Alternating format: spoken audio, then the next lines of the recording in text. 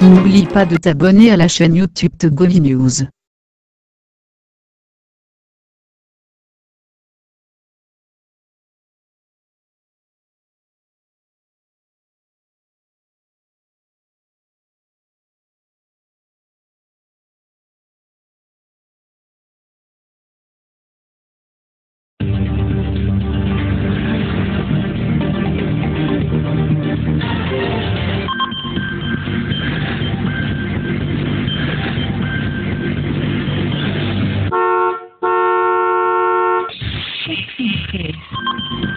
Madame, Messieurs, bonjour, bonjour à tous. Nous sommes très heureux de vous retrouver ce matin encore sur la radio Taxi FM Lomé avec mes confrères, les grands citoyens d'État Tchakala Alerou, Kenanou Isifou, Isidore Akolor qui va nous rejoindre certainement et Olivier Adia. Nous reviendrons sur beaucoup de sujets. Nous parlerons société et éducation avec la performance de notre système éducatif. Faut-il le réinventer aujourd'hui au Togo? Je poserai clairement la question aux confrères.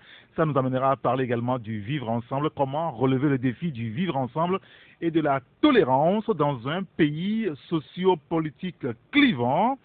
On en parlera. Et puis, naturellement, la politique qui occupera une petite place, naturellement, avec la nomination de gouvernement. Et cette question liée donc à la coalition de la C14, on va dire. Comment expliquer le fiasco de la mobilisation de samedi dernier? Une nécessité d'un repli tactique s'impose-t-il donc aujourd'hui? Je poserai la question clairement aux confrères en studio.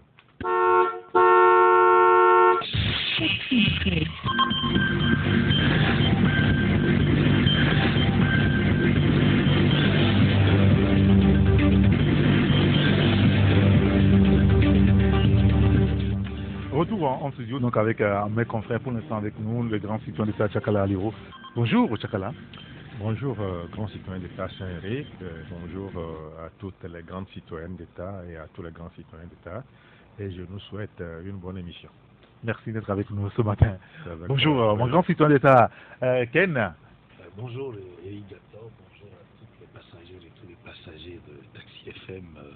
Bonne émission et je suis sûr que ça va être une bonne émission. Oui, bien sûr. En tout cas, on travaillera ensemble pour que ce soit une très belle émission et qu'elle soit belle aussi avec les auditeurs qui prendront aussi la parole lorsqu'il sonnera à 12h20. Mais je vous propose qu'on démarre avec cette affaire de kidnapping ou de prise d'otage actuellement à Agbelouvé. C'est le confrère à la Symphonie qui a balancé l'information hier tard la nuit. Des Peuls qui ont pris en otage deux de nos concitoyens, deux Togolais, et réclament 5 millions de francs CFA avant de les libérer. On n'a quand même pas les motifs réels de cette situation, mais ce qu'on sait, c'est que c'est une pratique très courante dans la zone. Est-ce que ce n'est pas grave ça? Chakala, d'abord. Dire que ce n'est pas grave, c'est nous mentir à nous-mêmes. C'est des actes de grand banditisme, de grande délinquance. Et quand on vient à faire des hommes, des monnaies d'échange pour se faire un peu de fric, ça veut dire que ça doit être rejeté en bloc, cette pratique. Nous suivions ça dans certains films, mais si cette pratique-là vient à s'installer au Togo, ça veut dire que le banditisme a pris une certaine place au bon sens dans ce pays. Et ce qui est un peu déplorable, que ce soit que cette histoire-là est prise citée dans cette localité pendant quelque temps, parce que j'aurais appris que c'était le fils qui aurait été kidnappé en premier, et on a demandé une rançon d'1 million de francs quand les parents se sont mobilisés pour collecter les fonds, et quand le papa est allé pour verser la rançon, c'est le papa qui en retour a été pris en otage, et maintenant le montant exigé pour la libération du papa est de 5 millions. Mais il y a une certaine indélicatesse à un certain niveau. Quand des situations comme ça naissent, Mais vous n'allez pas prendre 1 million comme ça et faire silence autour sans avertir les autorités locales du milieu. On pouvait peut-être créer une situation qui permettrait à ces gens-là de mettre la main sur ces ravisseurs. Maintenant, vous prenez les 1 million et comme ça, vous allez seul. Mais eux, ils ont dit que, mais franchement, peut-être que quand celui-là qui prendrait aussi les 5 millions pour aller payer la rançon pour la libération, on le prendrait et puis on va monter les enchères jusqu'à 10 ou 20 millions de temps. Donc, ils ont été un peu indélicats de par l'approche dont ils ont voulu expérimenter pour reprendre les choses. Mais le silence aussi, les autorités aussi inquiètent. Une situation comme ça ne peut pas avoir lieu que, bon, ça serait le silence radio. Une personne, c'est déjà trop, et maintenant deux. Mais qu'est-ce que les autorités font? Au moins, aucun communiqué dans ce sens. Vous voyez, quand les Occidentaux même quittent leur territoire et viennent ici, il suffit seulement qu'on ne les retrouve pas une seule journée, qu'on donne déjà la voix pour dire, tiens, il y a eu telle situation qui prévaut. Mais chez nous, sur notre propre trait. Et qu'il paraît que selon certaines indiscrétions, c'est les bouviers nomades qui seraient à l'origine de ça. Vous voyez, on a toujours décrié cette situation-là, que ces messieurs se comportent au Togo en territoire conquis où ils se permettent tout, ils se permettent tous les excès. Et nous y sommes. Après ça, est-ce qu'ils ne vont pas opérer d'autres situations encore plus graves que cette prise d'otage? Point d'interrogation. Oui, mais c'est pour ça qu'on dit que ce que je vais encore relever, cette situation n'est pas nouvelle dans la région. On parle de Gléy dans l'article de notre confrère, on parle de Tône, on parle de Notien, on parle de Gléy, on parle d'Ardelouvé, et on dirait même toute la région des plateaux. Mais dans certaines localités où les enseignants viennent percevoir très loin leur solde, mais souvent celui-là qu'on délègue pour aller prendre, pour faire des économies, ces gens-là sont souvent attaqués par ces bouviers et toute la manne des salaires que celui-là qu'on a mandaté d'aller chercher, on récupère tout ça là. Les petits qui prennent leur vélo pour parcourir 6-7 km pour aller fréquenter, quand ils sont de retour, certains font les braques, on récupère les vélos. Donc c'est quelque chose qui est monnaie courante. Maintenant, quand on va dire que non, mais nous sommes en train d'appeler la population à s'en prendre aux bouviers. Non, la réalité là. Et puis ces bouviers, ils opèrent pour qui? Les bœufs que vous voyez ces gens-là traîner un peu partout sur tout l'étendue du territoire, au mépris même des couloirs qui leur sont tracés, ces bœufs-là appartiennent aux premières autorités. C'est souvent les officiers supérieurs, les colonels, les généraux. C'est vrai cette information? Non, c'est plus que vrai. C'est plus que vrai. Nous avons eu même à débattre de cette situation au niveau d'une radio sœur de la place où certains bouviers même ont reconnu que non, ces bœufs-là appartiennent à X ou Y. Des noms étaient cités. Il y a même une situation au niveau d'Alenka, pas très loin de Toglecopé, où un bouvier allait ramasser des parpaings de quelqu'un sur ce terrain pour faire un enclos. Et quand cette personne est arrivée, ben, le monsieur s'est mis à citer le nom de certains, le bouvier, le nom de certains officiers, de certains ministres. Non, mais qu'est-ce qu'il peut faire par rapport à la caution dont ils ont de la part de ces ministres, de ces officiers supérieurs? Donc, je crois que tant qu'on ne prendra pas nos responsabilités pour discipliner ces gens-là, je crois que nous vivrons d'autres situations plus tristes que ce qui se passe à Gbelouvé. Bonjour Olivier. Bonjour cher ami Eric, bonjour à toutes et à tous. Merci de nous avoir rejoints. Quelle est votre appréciation de ce sujet? Parce que ça ressemble plus qu'à du terrorisme. Hein?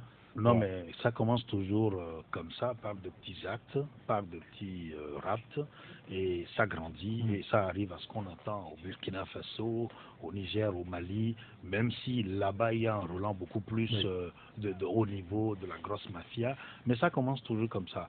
Mais ça pose le problème de transhumance, d'accord, qui n'est toujours pas réglé sur nos territoires, parce qu'en réalité, les peuls qui sont installés... Vous parlez de transhumance parce qu'aujourd'hui, on ne dit pas les mobiles réels pour lesquels mais en fait, ces peuls ont pris en otage nos concitoyens. Les peuls sont installés parce que nous n'avons pas encore tous les éléments en fait, de cette situation. C'est pour ça que je dis ça.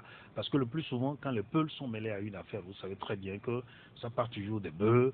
Parce que la question de la transhumance, en fait, doit être réglée en tenant compte de tous les paramètres. Mais il nous semble qu'une fois les autorités se sont attelées à régler ce problème de la transhumance. Oui, mais ça ne suffit pas. Quand on fait une sortie, d'accord, on initie des actions pour pouvoir amener les gens à accepter la cohabitation, qui est une coexistence pacifique entre ces peuples et donc les populations, les autochtones.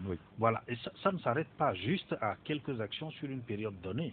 il faut que ce soit quelque chose qui soit maintenu, d'accord, sur la durée, qui permette réellement d'avoir une situation où un groupe de contact, si je peux l'appeler comme ça, qui soit disons, aux côtés des populations et aux peuples qui fassent la régulation. Bon, maintenant, Aliru Tchakala a posé une question quand même qui me semble bien curieuse, que ça se déroule comme ça, qu'on prenne un sachet avec de l'argent ou je ne sais pas comment, dans lequel on va voir les gens comme ça, de son propre chef, parce qu'on pense récupérer celui qui était en otage, et voilà où cela débouche. Ça me semble quand même curieux, je ne peux pas comprendre comment on s'en est pris jusqu'à en arriver là, à aller rencontrer les ravisseurs et payer une rançon en catimini, si je peux m'exprimer ainsi. C'est quand même curieux. On aurait pu peut-être saisir les autorités, les forces de sécurité, peut-être qu'on aurait pu mettre un schéma tactique en place qui permette réellement de prendre donc ces ravisseurs-là et peut-être même de remonter le fil si c'est un groupe qui est en train de s'organiser pour arriver au grand banditisme. Comme ça, ça permet de démanteler si c'est un réseau qui est en train donc de se mettre en place. Et là, ça floue le jeu.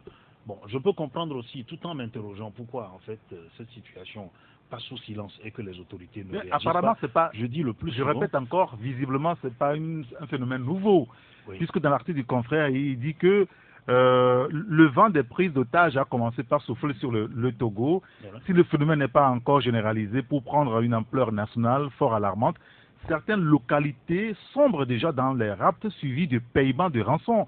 Entreprises criminelles menées sans pitié par les peuples réputés barbares. Et quand on a ce genre d'informations, on se pose la question, est-ce que nos autorités sécuritaires sont au courant de ces faits? Qu'est-ce qui se met en place depuis lors? Alors, leur silence, c'est leur silence qui fait qu'on se pose cette question. Bien sûr. Si effectivement ces autorités sont au courant et qu'elles sont silencieuses, je ne peux pas le comprendre. Mais je dis souvent peut-être, pour démanteler les réseaux, il arrive bien souvent qu'on fasse abstraction de certaines informations, qu'on fasse, c'est-à-dire de la rétention d'informations pour ne pas peut-être, c'est-à-dire compromettre les stratégies qu'on met en place. Mais il faille quand même qu'une petite sortie de l'autorité sécuritaire pour rassurer les populations et dire qu'on est en train de travailler. Une simple sortie pourrait quand même permettre de rassurer les gens et peut-être dissuader les grands bandits. Très bien. Olivier, un commentaire autour de ce sujet-là? Oui, bien sûr, parce que vous savez, c'est un phénomène qui doit inquiéter. Vous avez posé la question ce matin de savoir si ce n'est pas du terrorisme. Oui. Oui, c'est du terrorisme parce que ça installe de la psychose au sein de la société. Ça installe une certaine crainte donc, au sein de notre société. Et je l'ai toujours dit, nous avons confié notre sécurité à des personnes donc, dans le cadre du contrat social. Et en réalité, en tant que citoyens, nous n'avons pas à trop s'inquiéter de certaines situations parce qu'on se dit que il y a des autorités qui nous protègent, qui doivent nous protéger parce que nous leur avons confié notre sécurité et nous leur avons mis à disposition des moyens pour pouvoir le faire avec efficacité. Donc j'estime que le ministère de la Sécurité n'est pas là pour crier sur tous les toits et dire ce qu'il fait pour pouvoir mettre la main sur ce gang. Mais cependant, jusqu'à ce que les gens ne commencent pas à payer des rançons, jusqu'à ce qu'on nous donne un ultimatum, une date limite qui donc arrive à échéance, je crois que depuis hier, maintenant on ne sait pas quelle est la situation. Oui, donc c'est sérieux parce que de toutes les façons, moi j'ai des éléments à relever dans cette affaire. C'est que l'acte est condamnable. Même si ce n'est pas nouveau, parce que je me rappelle, c'était l'année dernière, il y a un journal qui a publié un fait similaire au niveau, je crois, de Notché ou de Takpamé, et on a cité même des cadres, des personnalités de cette ville qui seraient de connivence avec ce groupe. J'ai suivi le dossier, certes, on n'a pas fouillé derrière, mais on a cité des noms, donc de personnalités qui seraient la caution de ce gang.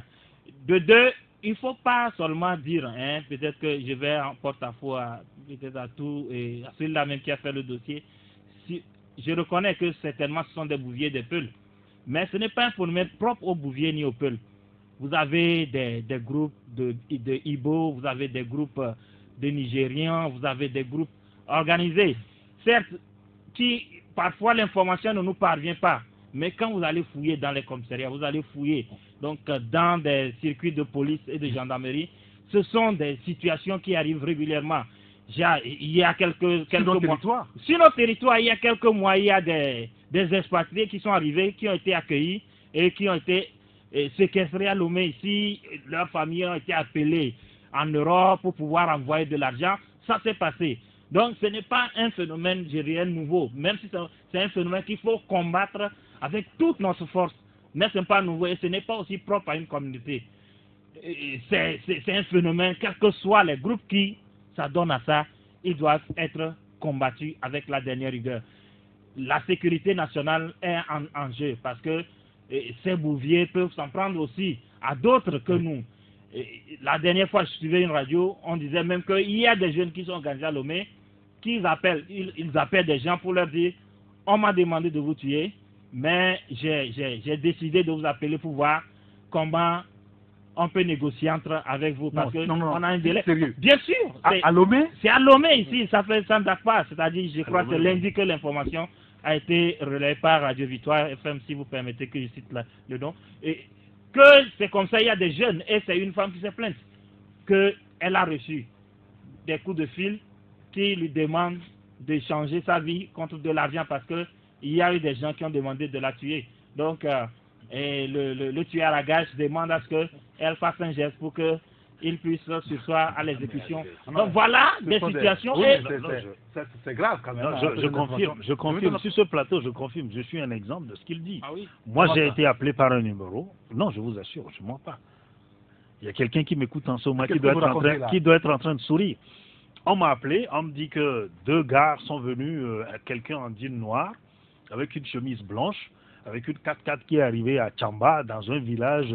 Le gars me donne son nom, qu'il est Alpha quoi, et qu'on est venu, il me demandait, mais qu'est-ce que tu as fait pour qu'on t'en veuille autant? On veut t'éliminer, on est venu me voir, on a donné ton numéro, de te tuer. Et comme moi je suis quelqu'un, je ne détruis pas, je construis, je t'appelle pour te dire de réagir. Et déjà, tu m'appelles, tu me fais flou, tu m'envoies de l'argent, je vais acheter bougies, un coq rouge, je vais commencer les sacrifices. Croquerie, tout ça. Non, mais en réalité, ça commence comme ça. Ce qu'il est en train de dire, c'est des phénomènes qui se répandent. Ceux qui se laissent prendre au piège, qu'est-ce qui arrive? Vous voyez, on les dépouille après, on leur prend de l'argent. Mais si jamais vous faites le déplacement pour aller rencontrer quelqu'un en Tchamba qui vous dit « Je suis un alpha », est-ce que vous savez ce qui va vous arriver? Non. Moi, c'est vrai que ça paraissait banal, j'ai ri, alors j'ai remonté un peu, j'ai fait ce que je pouvais faire, et puis je me suis rendu compte, j'ai appelé 2 personnes, me dit non, que c'est comme ça, que ça se fait ces derniers temps-ci, tout comme quelqu'un vous appelle, on m'a dit de vous apporter des ignames de Sotubois, venez me croiser ici, ou bien envoyez-moi Flous parce que le véhicule est en panne. Comment ça fait vrai qu'on en a parlé. Comme il me dit, c'est de petits phénomènes, je dis ça commence toujours comme ça, mais c'est ça qui fait qu'en réalité, on va arriver au grand banditisme, et pourquoi pas donc le terrorisme, surtout quand les gens prêtent le flanc. Oui, bien sûr. Oui, Tchakala. Oui, mais vous savez, quand on ne prend pas certaines indications au sérieux, ça finit par nous emporter tous. Les mêmes bouviers, je ne suis pas en train de les stigmatiser, mais on parlait entre-temps du phénomène de viol. Quand certaines femmes vont pour chercher du bois, pour faire ci, là, ces bouviers-là les arrêtent. Et puis bon, vous voyez ce qu'un peu ça donne. On avait dit cela, certains avaient pensé que c'était de la plaisanterie. On avait aussi parlé de ce phénomène où ces bouviers-là, au lieu de suivre des couloirs précis, vont dévaster les champs des autochtones. Et quand ceux-ci veulent donner la voix, mais on leur tranche la tête, c'est des manchettes et consorts. Et certaines fois, ces bouviers-là sont armés de fusils automatiques.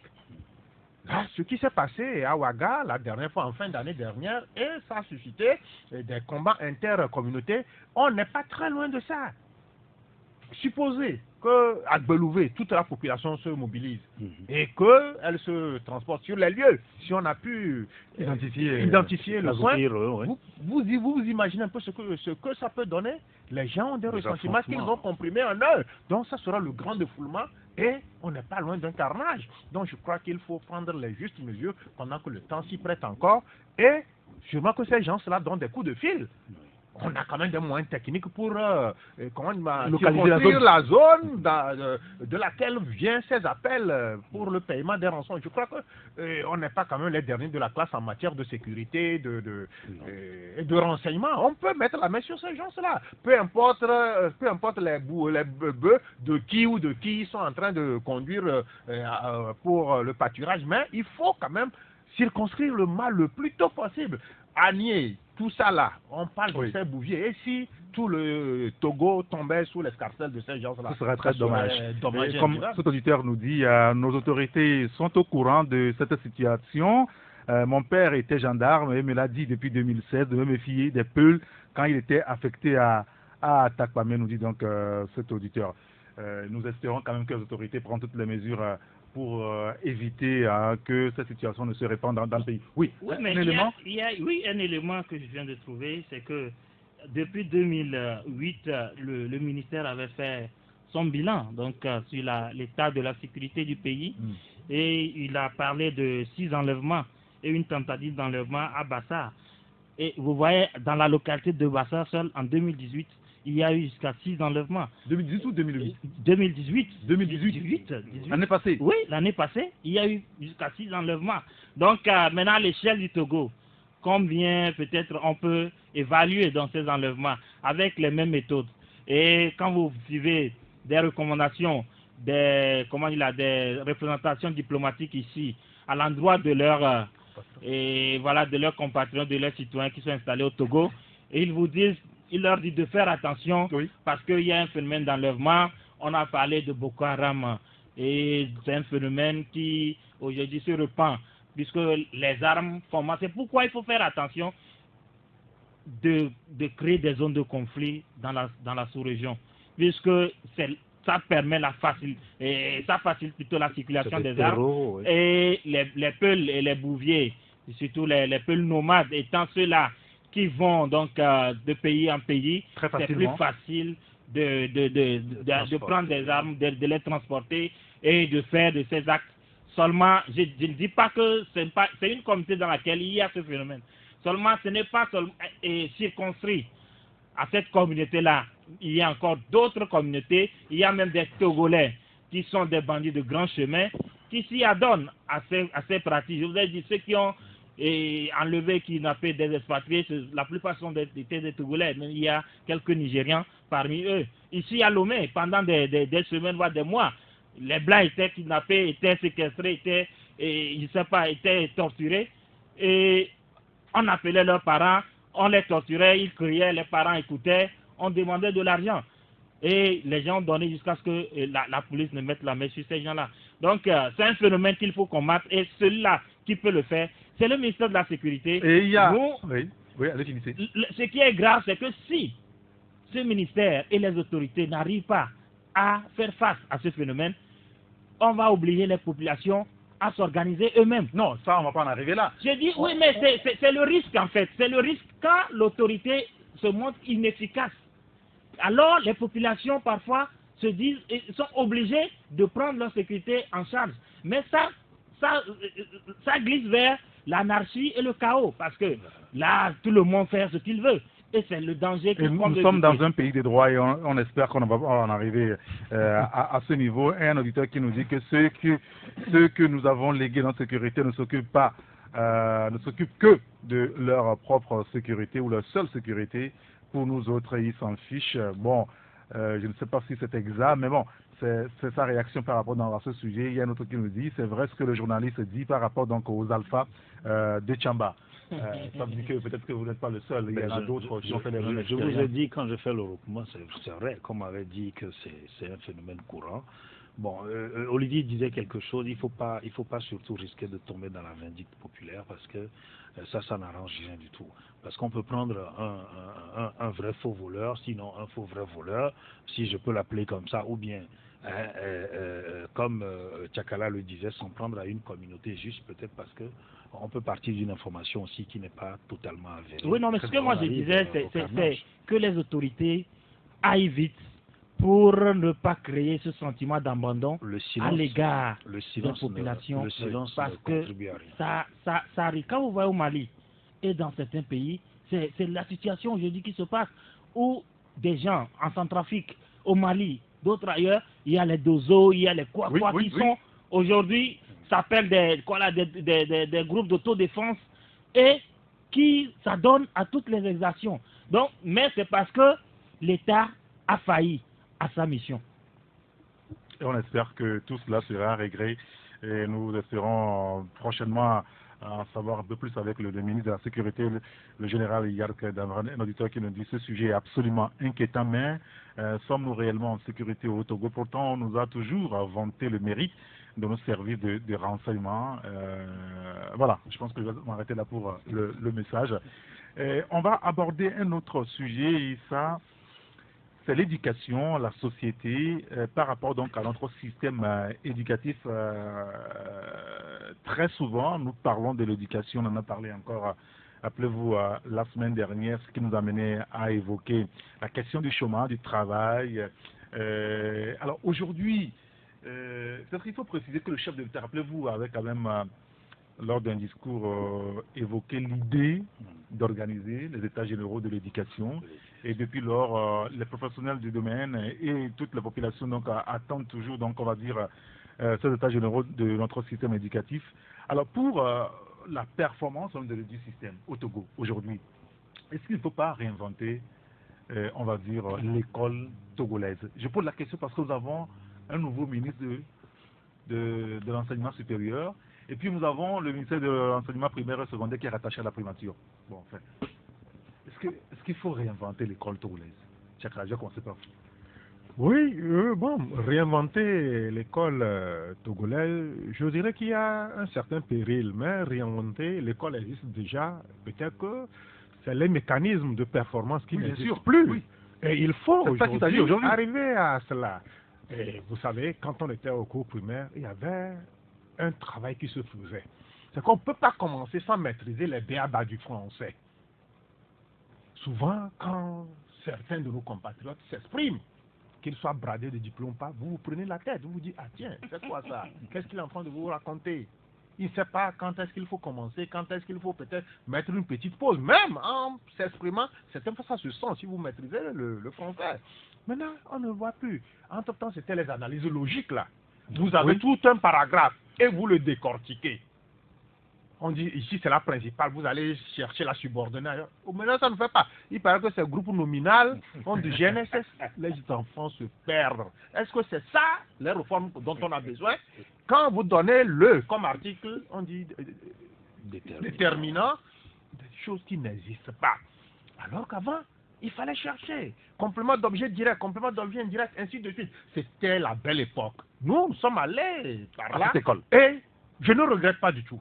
Je ne regrette pas du tout. Mais aujourd'hui, un élève du cours primaire te prend comme ça que, ah tiens, j'ai tel exercice. Certaines fois, vous ne vous retrouvez pas. Vous ne vous retrouvez pas. Vous lui dites que non, ça se fait comme ça. Il dit non, c'est parce qu'on leur a appris. Donc, ça veut dire que nous avons fait notre réforme de la mauvaise des manières. Ce n'est pas ça. On ne peut pas atteindre les objectifs de la qualité fixée en passant par ça. Donc, on a tiré l'école togolaise vers le bas. C'est vrai. Comment est-ce qu'il faut la relever aujourd'hui? C'est de ça qu'il s'agit. Non, il faut passer par des antidotes fortes. C'est qu'il faut que certains qui ont le système éducatif en main créent cet effet de rébellion. Il faut dire que non, à un moment, il faut s'arrêter et tout refaire. Mais quand vous prenez certains établissements, la géographie, mais vous savez que quand on vous dit que dans les États-Unis d'Amérique, on dessine la carte, on dit qu'il y a tel gisement, tout ça là. Mais on ne connaît même pas notre propre histoire d'abord. On ne connaît pas. Demandez à quelqu'un où se trouve Tchévier, quelqu'un de la capitale, hein, il vous dira que Tchévier se trouve peut-être dans la centrale. Ça, c'est authentique. Certains ne connaissent pas. Vous dessinez une carte, vous donnez la craie, mentionnement à peu près, où se trouve Tchévier. Ils ne seront pas en mesure de le faire. Au même moment, on demande à ces enfants-là de connaître par cœur la carte des États-Unis, de la France. On a vu tout ça là, mais la dernière fois, je n'ai pas été scandalisé. Mais on demandait à un candidat... C'est quand même la culture générale. La culture générale, mais il faudrait que nous connaissions notre propre histoire, qu'on connaisse l'Afrique. D'abord, avant de prétendre connaître chose, on a demandé à un candidat à la présidentielle américaine où se trouve le Libéria. Oui. Si vous vous rappelez, oui, la personne marmonnait, ce candidat marmonnait parce qu'il ne savait pas où se trouve le Libéria. Et maintenant, on nous demande à nous de connaître où se trouve New Jersey, sur la carte, Washington, tout ça là-dedans. C'est trop demandé. Il faut une refonte de l'éducation. Et ça doit être mené par des gens bien, pas ceux-là qui se cherchent aussi. Et tenez-vous bien, sous l'ancien ministre de l'Éducation, Yaya Malou, oui, mais quelque chose de considérable a été fait. Mais on a mis ça où? Qu'est-ce qui a été fait? Non, sous Yaya Malou, il y a eu une réforme qui répondait quand même aux préoccupations de terrain. 75. Et c'était bien. Nous sommes passés par là, par cette réforme. Et nous sommes ces produits de ces réformes. Et on ne le regrette pas. Et depuis, il y a plus de réforme dans le système éducatif? Non, rien n'a été fait. Rien n'a été fait. Les inspecteurs se retrouvent. Peut-être c'est pour sortir des fascicules qui ne répondent à rien, qui ne font qu'à liser l'intelligence de nos enfants, de nos frères et sœurs. Et comment bâtir un Togo nouveau avec peut-être... Ah, d'accord, très bien. Oui, l'école de la République, s'il faut réellement en parler, je partirai dans un premier temps donc des curricula de formation que nous avons aujourd'hui. Quels sont les manuels dont nous disposons pour former nos enfants? Parce que ces manuels-là doivent tenir compte en fait de l'évolution de notre propre histoire, comme nous le disons. D'abord, dans un premier temps, quelle est cette histoire-là en réalité qui est la nôtre, notre destin commun, qui nous permet d'arriver à un modèle éducatif? Alors, ça part de quoi? Depuis les cours primaires, on avait l'éducation civique et morale qu'on a essayé de rétablir, mais c'est qu'entre-temps, entre 90 et 2005-2010, il y a eu un grand fossé, il y a eu un véritable pataquès, si je peux l'appeler comme ça. Rien qu'à voir ou apprendre les résultats de fin d'année. Mais bien sûr, mais on nous vend des résultats qui en réalité ne concordent pas avec les réalités du terrain. Entre-temps, les professeurs, les enseignants qui enseignent nos enfants, il faut voir leur niveau. Il faut voir leur niveau.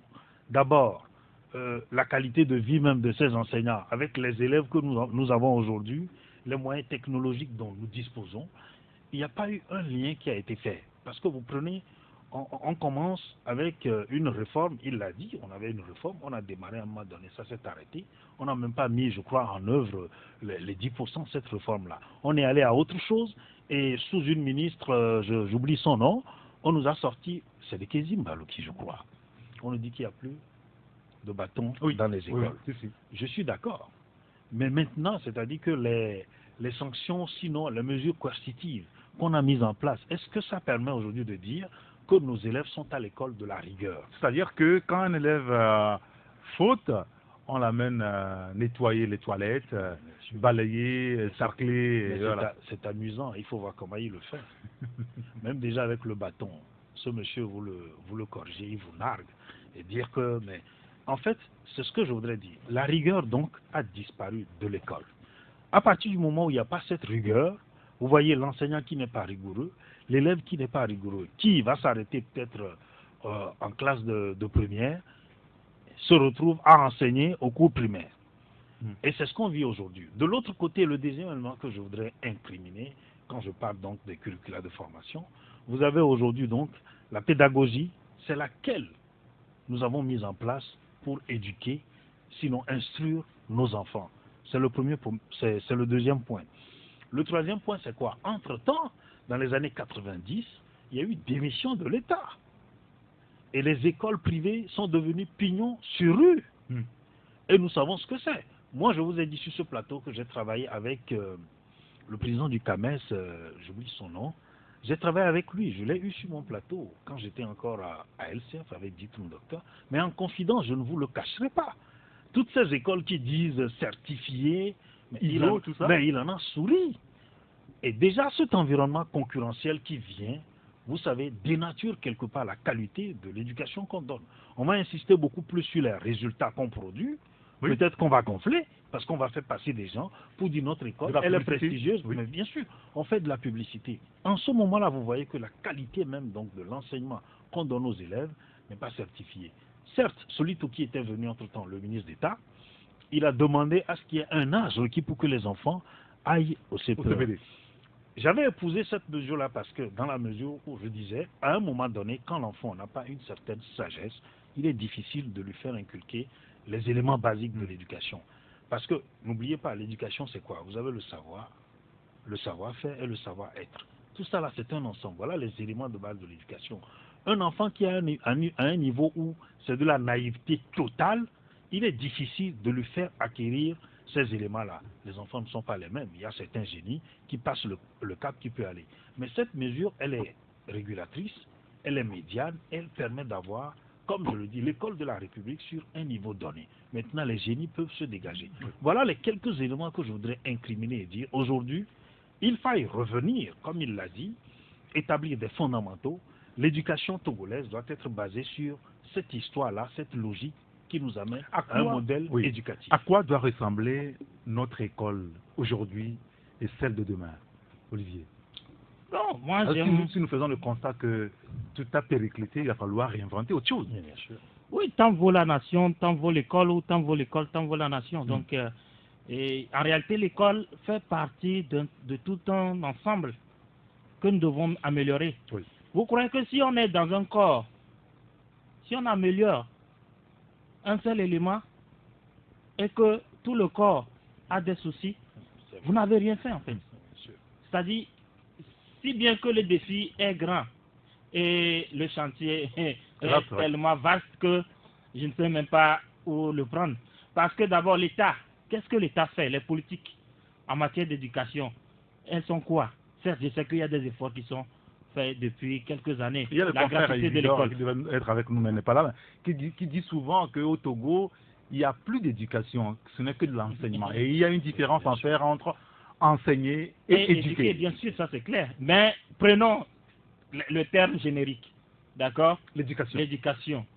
L'État a permis la gratuité de l'école primaire et je ne sais pas trop. Oui. Et il y a des efforts qui sont faits, mais en réalité, ce n'est que quelques gouttes dans une mer de besoins. Si bien que on ne sent pas l'impact.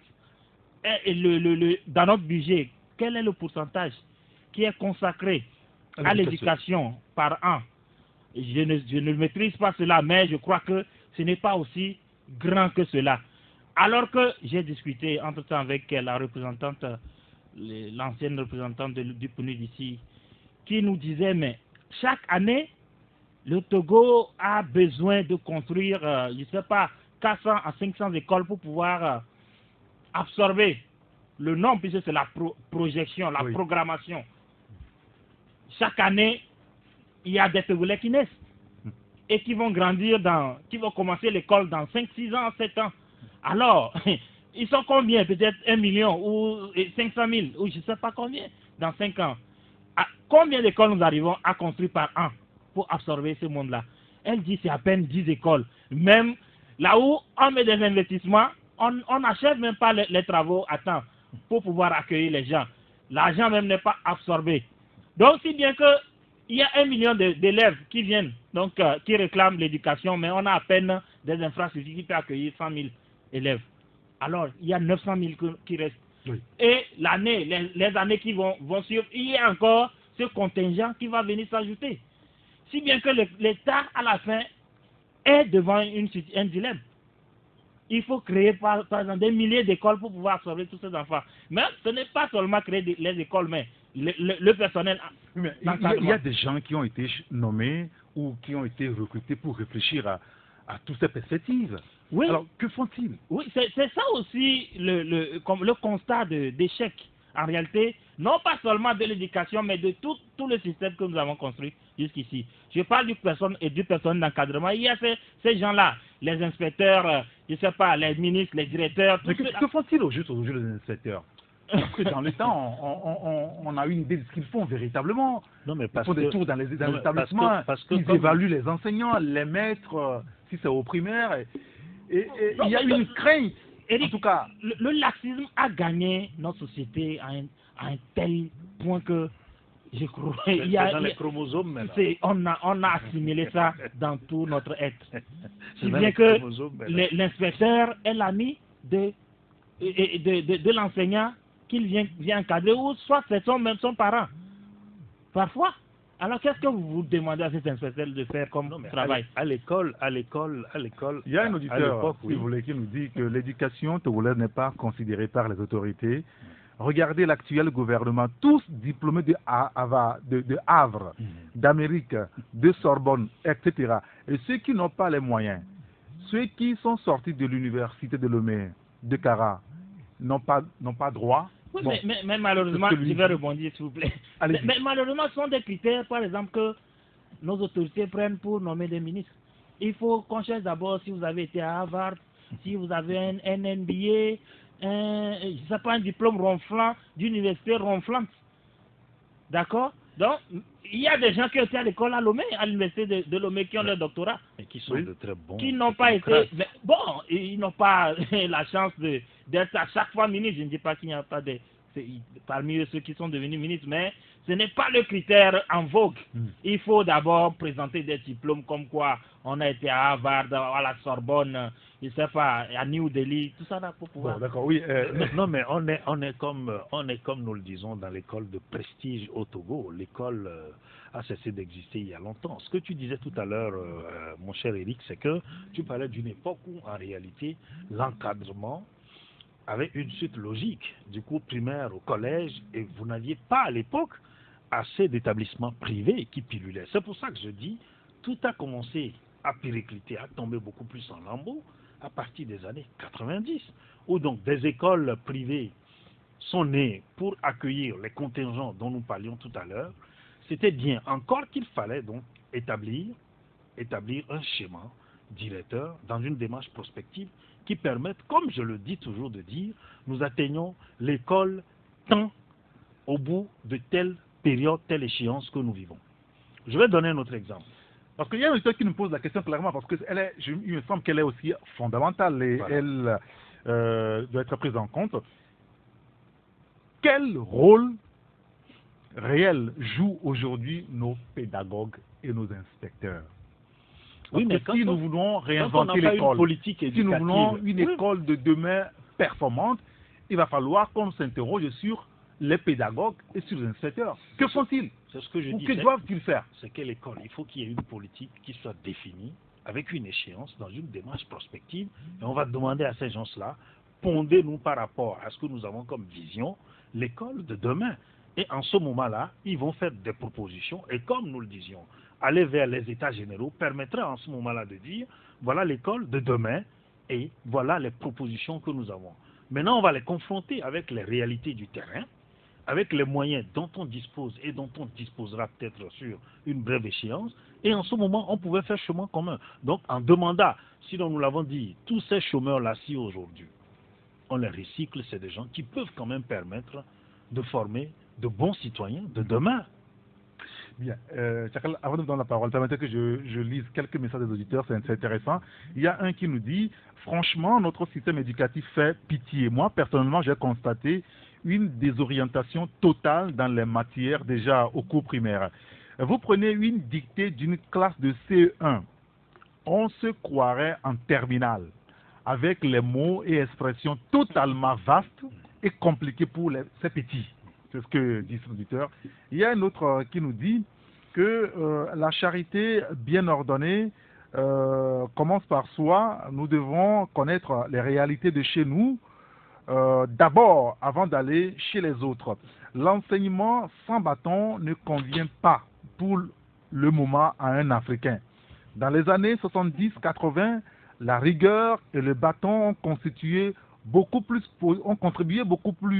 positivement donc, dans l'enseignement, nous dit donc l'auditeur. Il y a un autre qui nous dit, si nous prenons le comité de gestion des ressources COGERES, créé par le ministre Nagou, qui est devenu une caisse noire pour les directions qui ne font pas des comptes. Lui, c'est ce qu'il dit.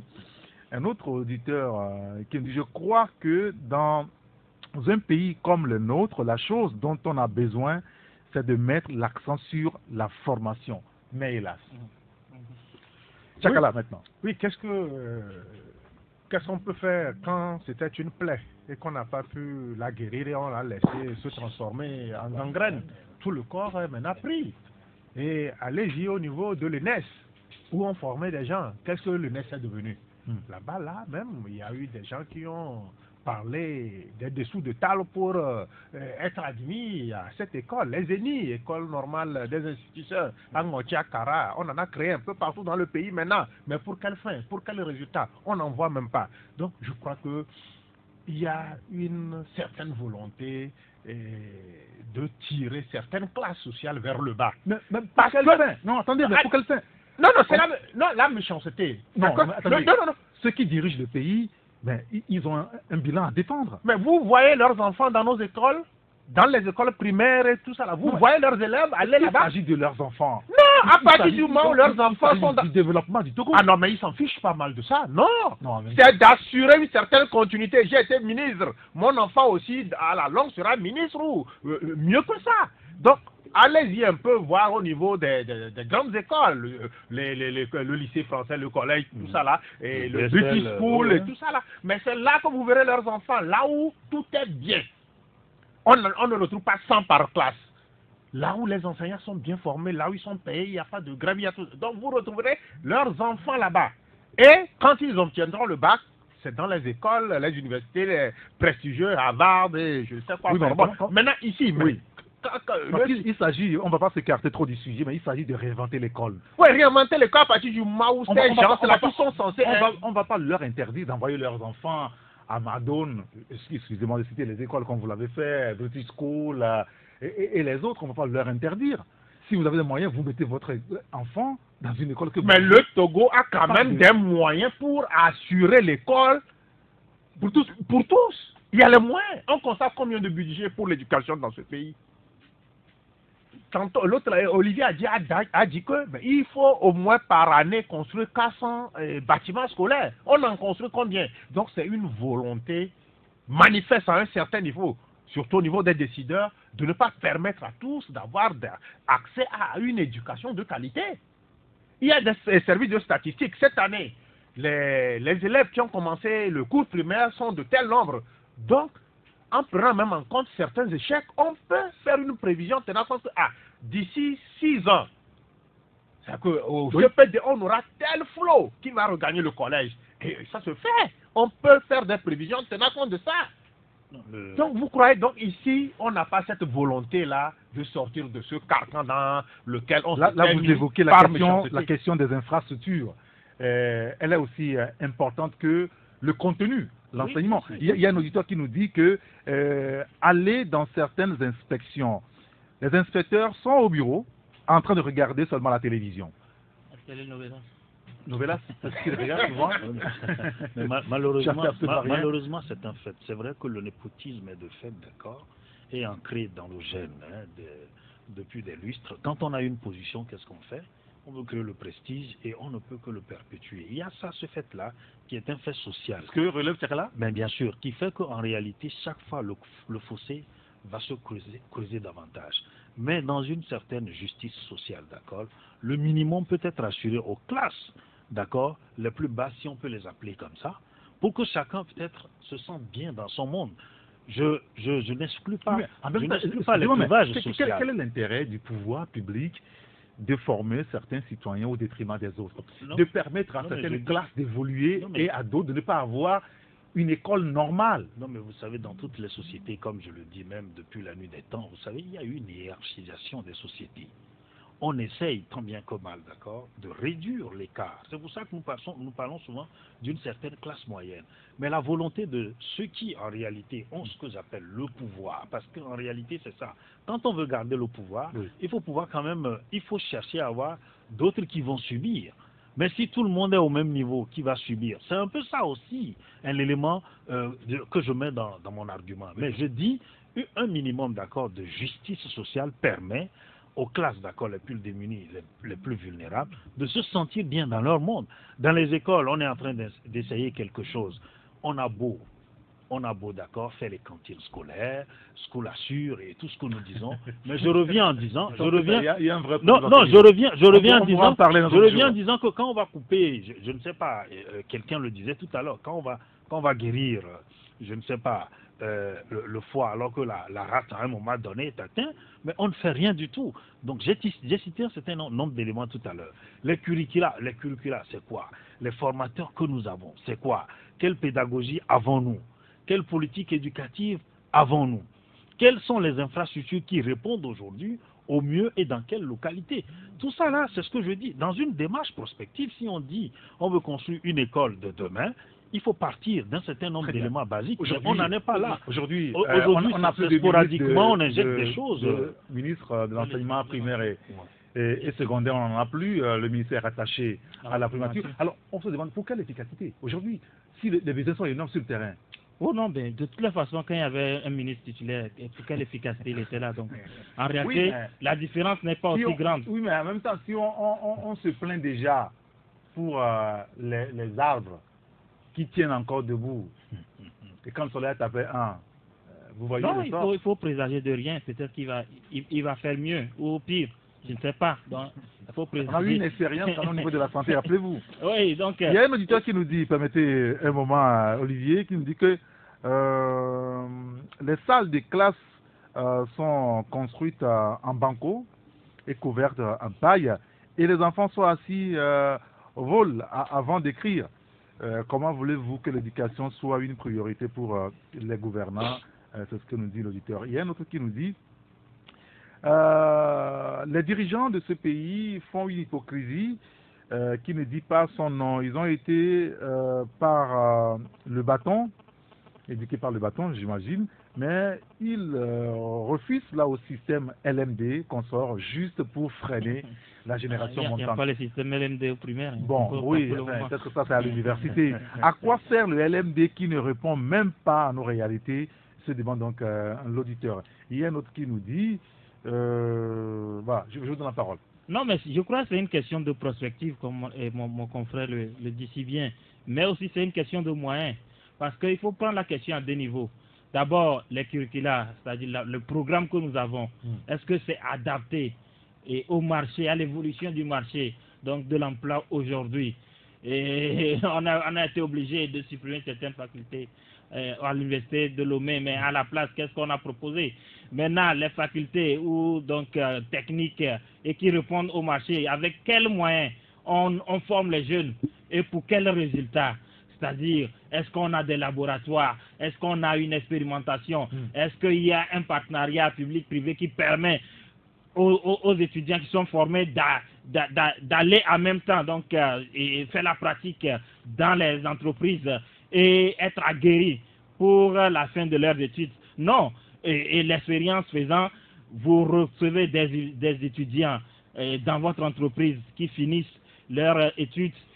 C'est vous qui les formez en réalité. C'est-à-dire, si vous prenez même un analphabète, ils auront, avec l'effort que vous ferez avec lui, ils auront les mêmes niveaux de maîtrise de la chose. On ne va pas exagérer. Je n'exagère rien. Vous parlez d'un alphabet, il ne connaît même pas écrire, visiblement. C'est ça, c'est-à-dire que... S'il est intelligent. Oui, celui qui est intelligent, parce que l'étude, ou du moins ce que nous demandons dans les entreprises, ce n'est pas seulement le français ou savoir s'exprimer, non. C'est une aptitude aussi à maîtriser ce qui se fait. Le savoir-faire. Le savoir-faire. C'est-à-dire qu'il y a des gens qui facilement apprennent, même quand bien même ils sont analphabètes. Donc, je crois que nos cultures ou nos programmes n'est pas adaptés. Certes, c'était des programmes des années coloniales. Aujourd'hui, les choses sont dépassées. Nous sommes à l'ère du numérique, où dans certains pays, les gens ne vont plus à l'école avec les cahiers ni les bics. C'est-à-dire, on apprend sur des tablettes. Oui. On est connecté en permanence donc à la connaissance. Puisque Internet, c'est une école vaste. En réalité, il y a des gens qui ont appris même la médecine sans avoir été à l'école. Encore. Du moins sans avoir été à l'école, à l'université. Ils savent au moins dire. Classe. Mais ils maîtrisent certaines matières et ils vont composer après pour pouvoir avoir le diplôme et exercer. Donc, je crois que nous ne sommes pas adaptés, nous ne sommes pas conformés à l'évolution du monde. Maintenant, les moyens. Est-ce que nous avons les moyens pour injecter dans notre éducation? Très bien, ça aussi c'est une autre paire de manches. Il y a un auditeur qui nous dit « Je pense qu'il faut faire des émules auprès des élèves en associant le nom d'un cadre qui a réussi et qui a fait un lycée ou une école du pays. Amener les apprenants à savoir tel ou tel qui a réussi et a fait son école. Cela permettra aux élèves de marcher dans les pas de leurs aînés. Je sais que beaucoup de nos cadres ont fait le collège protestant ou autre. Il faut motiver les élèves à travers ces exemples. Oui, c'est une possibilité aussi. Est-ce que ça règle tout le problème? C'est une autre question. Il y a un autre auditeur qui nous dit « Ceux qui dirigent ce beau pays sont des héritiers politiques du système colonial et des progressistes. Ils n'ont aucun plan de développement du pays. » Ça, j'en doute un petit peu. Tout pour eux et rien pour le Togolais. Il y a longtemps que l'éducation, la santé, l'économie et les autres secteurs du pays ont besoin d'être repensés pour le développement. Mais rien. Allez voir les salles de classe, les amphithéâtres, nous dit donc l'auditeur. Il y a un autre qui nous dit avec quels moyens on peut amener nos enfants dans les grandes écoles privées? Avec un SMIC de 35 000 francs CFA, on parle de mandat social, mais les enfants sont à plus de 100 dans les classes des EPP. C'est quoi un mandat social même, se demande donc l'auditeur. Un autre qui nous dit, on va finir là-dessus, il a fallu qu'un député pose la question au PM sur ce ministère avant qu'il ne se rappelle. C'est dommage pour ce pays, nous dit donc l'auditeur. Il y a quelque chose qui me tient à cœur. J'aimerais dire que à chaque fois qu'un ministre arrive, normalement dans d'autres pays, il doit nous donner une idée sur son programme, les réformes qu'il va faire dans son domaine. Mais on attend, on ne voit jamais ça. On va aborder la question du gouvernement tout à l'heure. Il est 12h sur la radio.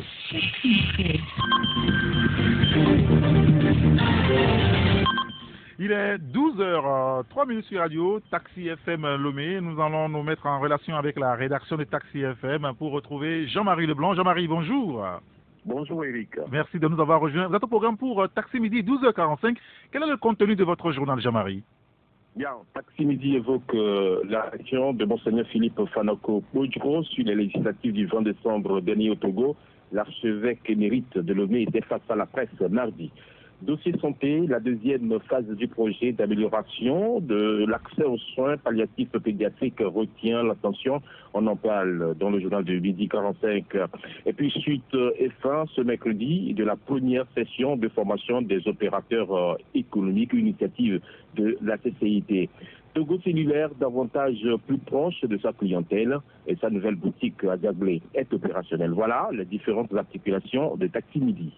Merci beaucoup Jean-Marie Leblanc. On vous retrouve tout à l'heure à 12h45 pour le développement de tous ces titres. Encore un mot sur le sujet qu'on venait d'aborder, l'éducation et comment réinventer l'école. Il y a un autre auditeur qui nous dit les enseignants n'ont plus la carrure qu'il faut pour enseigner. Dans mon quartier, il y a des écoles qui recrutent les enseignants qui ont seulement le bac pour enseigner au collège des matières scientifiques. Et quand tu lis les cours de ces établissements, tu as le vertige, nous dit donc l'auditeur. Il y a un autre qui nous dit finalement, après, il nous dit, oui, finalement, après tant d'analyse, je constate qu'on ne nous éduque pas pour servir le pays, nous dit l'auditeur. Et puis un dernier, il y en a d'autres, il dit, moi j'ai travaillé dans les zones notien et du canton de Pédomé, où notre premier est issu. Il y a beaucoup d'écoles en paille et autres. C'est clair que nos dirigeants veulent une éducation bafouée pour nos enfants. Et moi, je me pose la question, pour quelle finalité, en fait? Ça nous amène à évoquer un autre sujet. On parlera de la politique, c'est vrai. Mais d'abord, la question liée, donc, on va dire, au vivre ensemble. Merci beaucoup, Tchakala Alirou. Comment est-ce qu'il faut relever ce défi? Le défi de l'éducation, on a abordé le sujet. Comment est-ce qu'il faut relever le défi du vivre ensemble et de la tolérance dans un contexte politique, je dirais, clivant? Tout à l'heure, on abordera le sujet politique, mais comment est-ce qu'il faut relever la question du vivre ensemble aujourd'hui? Je vais commencer par vous, Kenanou Sifou. Non, on a un problème fondamental qui a été évoqué même en partant de l'éducation, à savoir qui sommes-nous en réalité et quelle société nous voulons construire. C'est quand on détermine la société qu'on veut construire qu'on peut savoir poser un certain nombre de bases, où on a une morale unique, commune, qui détermine un destin que nous voulons nous donner. Le vivre ensemble, c'est quoi? En réalité, nous sommes sur une portion de territoire. Ça part même aux relations interpersonnelles que nous avons les uns avec les autres. Même notre comportement au sein de nos familles, au sein de la communauté, au sein de nos professions, au sein donc de nos églises même, et partant de là donc dans d'autres sphères. Mais au Togo, le problème que nous avons, c'est que la situation politique que nous avons est héritée de la lutte qui nous a menés vers les indépendances. Et à un moment donné, on a tellement tiré sur la fibre, on va dire, ethno-régionaliste, si vous voulez, qui a fait qu'en réalité, l'acceptation de l'autre est un problème véritable. À un moment donné, on a essayé, entre 2005 et 2010, on a fait un effort où on a martelé beaucoup la réconciliation, qui à un moment donné, les Togolais se sentant fatigués peut-être de tous les morts qu'on a comptés et de tous les problèmes qu'on a, se sont dit, bon, il faille en réalité construire un destin commun. Mais on a eu une période qui s'est dessinée, qui est venue donc être, disons, corsée par le 19 août dernier, qui a fait qu'en réalité, les Togolais ne se retrouvent pas. Et pour soubassement, les problèmes sociaux que nous avons. Quand on veut en réalité construire une société où nous pouvons nous accepter, nous regarder en face, il faut quand même réduire les fossés. Ce qui fait qu'on a une base où on se dit, l'autre en réalité n'est pas mieux que moi, on vit sous des couverts des mêmes lois, des mêmes libertés, des mêmes droits, qui sont respectés d'abord par le pouvoir, celui qui dirige, qui donne l'exemple, les libertés fondamentales sont respectées, ce qui fait que le citoyen se sent en réalité pris en charge, écouté, et il se sent mobile, libre dans ses mouvements. Ce qui fait qu'en réalité, il ne peut que vouloir du bien. D'où la notion en réalité de ne pas nuire à autrui. Mais quand en réalité, il y a une exaspération d'ensemble, il est difficile pour les citoyens d'un même État de vivre ensemble et de s'accepter. Ce qui va être donc, disons, relevé par la situation politique qui est la nôtre, qui ne se définit pas. Et donc on en est là aujourd'hui. Donc qu'est-ce qu'il faut faire? Il faut rétablir un certain nombre d'accords, de lois qui ont été prises entre-temps. Je veux parler par exemple de certaines nuisances que nous avons. Ça c'est au niveau social. Quand vous avez le voisin qui fait du bruit, qui vous empêche de vivre libre, ça c'est déjà un élément qui compromet le vivre ensemble entre vous. Ça c'est des bases. Il y a d'autres qui parlent également de partage équitable quand même des biens. Mais bien sûr, je voulais en venir. Et comme nous l'avons dit aussi, la bonne gouvernance à un niveau donné élevé, donc qui permet en réalité, comme je l'ai dit, si je me sens traité au même pied d'égalité que Eric Gatton, je ne vois pas en réalité de conflit d'intérêt entre nous. Mais quand ce n'est pas fait, le conflit d'intérêt étant là, nous n'allons jamais nous accepter. Le reste, qu'est-ce qu'on va vivre? De l'hypocrisie. De l'hypocrisie. Oui, voilà un autre mal. Mais c'est ça, de la délation. Bien. Et c'est ce que nous vivons. Tchakala Alero, la question du vivre ensemble, est-ce qu'on peut relever ce défi-là aujourd'hui au Togo?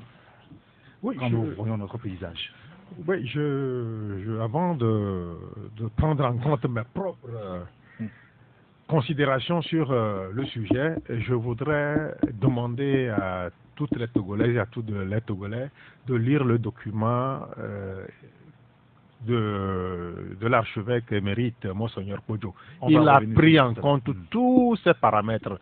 C'est un travail d'orfèvre qu'il a fait dans ce document. Et si chacun pouvait faire sien de ce que comprend ce document, je crois qu'on aura fait un grand chemin ensemble. Maintenant, s'agissant du vivre ensemble, vous savez, ça ne se décrète pas. On ne peut pas être dans un bureau et décréter que je veux que les Togolais vivent ensemble. Ça passe par des actions, des actes forts qu'on est amené à poser sur le terrain.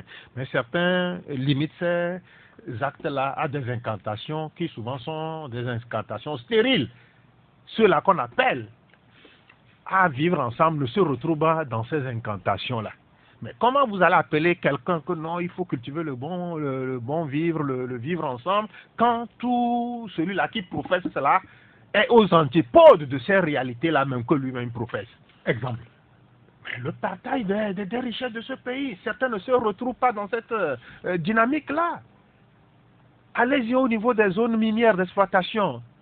Des gens qui ne trouvent pas de l'eau potable à boire, alors que c'est leur sous-sol qui est exploité pour créer une richesse nationale. Vous pensez que ces gens-là vont consommer comme ça ce que vous leur demandez de faire pour le vivre ensemble? Ça ne se fait pas comme ça. Quand certaines localités manquent de tout et que d'autres localités ont presque tout, Mais il y a de quoi ce que les gens se posent la question de savoir pourquoi cet état de fait. Et puis, leur ressentiment se fermente au point où on prend en adversité l'autre. Donc, on ne peut pas. Aujourd'hui, il faut poser les bases, il faut tout reprendre. Même notre histoire, ça a été galvaudé, ça a été écrit suivant le bon vouloir de certains. C'est des histoires basées sur des convenances personnelles. Je ne veux pas frustrer tel, c'est parce que tel est au commande du pays, donc il faut faire les choses qui l'arrangent. Donc, ça veut dire que la base même est faussée. Donc aujourd'hui, rester là, décréter ça que non, les Togolais doivent apprendre à s'aimer, les Togolais doivent apprendre à faire du chemin ensemble. C'est des vrais mots, c'est des actes que nous voulons. À partir du moment où ceux qui décrètent ça passent par des vrais actes. Oui, ils vont un peu réduire cela. Les Togolais, les populations vont en même temps, quand on parle de vivre ensemble, pourquoi est-ce qu'il faut toujours lorgner vers ceux qui sont en haut? Mais c'est ceux qui sont en haut qui sont censés donner le là. Par rapport à cela, par rapport à ce qu'ils veulent. Tant que les populations se sentiront ensemble, se reconnaîtront comme des frères et sœurs, là, je crois que ça faciliterait même la tâche à ces gens-là. Donc, on essaie de créer ce conflit-là entre les populations, entre les ethnies, entre les régions, à des fins de continuer par slalomer sur un boulevard grandement tracé. Donc, ces clivages-là, il faut aujourd'hui, par des actions fortes, les réduire et mieux le pouvoir aussi se sentira et mieux les gouvernants aussi pourront dérouler leur programme. Mais tant qu'on va continuer toujours à mépriser certains, à stigmatiser certains, à faire du semblant, l'hypocrisie, c'est qu'il y a aussi cette jalousie-là de voir l'autre réussir. On passe par tous les moyens pour freiner certains. Oui, mais quelqu'un qui n'a pas une publicité, alors que d'autres en ont. Mais ça crée aussi des frustrations, parce qu'à un moment, la personne ne voit pas la chose comme les autres le verraient, comme les autres voudraient qu'ils les voient. Quand c'est bleu et que tu dis que c'est bleu, on te dit, ah, pourquoi tu dis que c'est bleu, alors que c'est la couleur bleue que vous voyez. Donc, vous voyez, quand on va se servir de ces petits manchets-là pour créer des frustrations, le fossé ne fera que s'agrandir. Et cette volonté-là de créer cette symbiose entre les populations, ça ne va pas passer. Il y a un texte qui nous dit, une fois le rôle de l'État n'est pas exemplaire, c'est-à-dire les autorités doivent arrêter de mentir, voler, tuer. Là, le vivre ensemble pourrait être une réalité, nous dit donc l'auditeur. Comment est-ce qu'il faut relever ce défi-là aujourd'hui, Olivier? Non, il faut peut-être arriver à définir ce que le vivre ensemble. Qu'est-ce que nous mettons donc dans ce terme vivre ensemble? Est-ce que c'est le fait de se sentir et de se sentir appartenir à une même nation et à un destin commun, ou c'est le fait que un évêque ne se sent pas forcément de la même nation ou du même destin que un Moba ou un Anoufo ou un Losso? Est-ce que le vivre ensemble se comprend ou se définit de façon verticale ou horizontale? C'est ça, puisque selon mes confrères, il y a aussi c'est la verticalité qui est de mise, mais moi j'estime que c'est plutôt entre ethnies, entre des gens originaires de différentes régions. Est-ce que je me sens avec celui qui est de la région des Savanes comme si j'étais avec non, est-ce que le problème se pose en ces termes? Oui, mais c'est ça, c'est-à-dire c'est la définition, peut-être, c'est pourquoi il faut arriver à définir cela. Est-ce que c'est une question ethnique ou c'est une question de partage de la même vision ou de la même ambition pour notre pays? Là, on parlera de la tolérance. Non, je crois pas du tout. Vous parlez de partage de la même vision. C'est-à-dire, est-ce que... On parle de vivre ensemble. On peut ne pas partager la même vision, mais qu'on vive ensemble.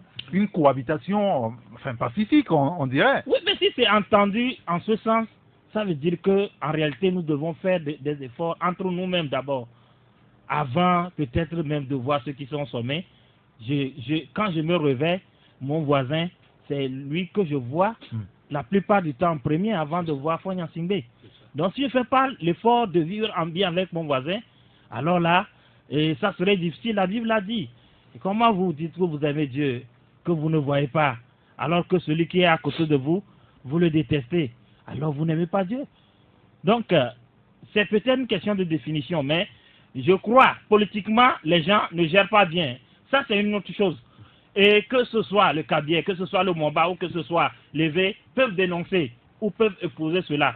Mais entre nous, voisins, il y a aussi un problème. La question interpersonnelle. Voilà. Oui. Il y a un auditeur qui dit comment on pourrait vivre ensemble lorsqu'une ethnie s'accapare du pouvoir, vents et marées pendant 50 ans et s'y accroche. C'est la définition que je voulais. Si c'est comme ça, alors ça veut dire que, à part ceux qui sont au pouvoir et l'ethnie qui est au pouvoir, tous les quarantaines d'ethnies se comprennent bien. Sauf ceux qui sont au pouvoir et qui pillent le pays. Ce qui n'est pas vrai. C'est ce qui n'est pas vrai. C'est ce que je dénonce, que ce n'est pas une question d'ethnie au pouvoir ou d'ethnie n'est pas au pouvoir. Mais c'est Chakala parlait d'une situation, c'est-à-dire que, et ça il me semble que Maître Yovi Agouibo en a toujours parlé, la redistribution des richesses, la redistribution équitable des richesses du pays. Est-ce que le contraire de ça ne pourrait pas aussi être quand même un élément clivant? Je crois que ceux qui sont au pouvoir, ils représentent un système, pas une ethnie. Moi, je suis convaincu qu'ils représentent un système, d'accord, et qui n'a rien à voir avec... il ne faut pas vraiment mélanger les choses. Et c'est un danger même pour nous, le vivre ensemble. Ceux qui pensent comme ça, ce sont eux plutôt qui sont dangers pour le vivre ensemble. Parce que dans ce système, il y a ceux qui sont originaires de tous les coins du Togo, qui font partie de ce système. Alors, résumer la question de la bonne gouvernance à une ethnie ou voilà, à une région, je crois que c'est prendre mal la définition. Parce que moi, je ne définis pas le vivre ensemble sur ce prisme. D'accord, très bien.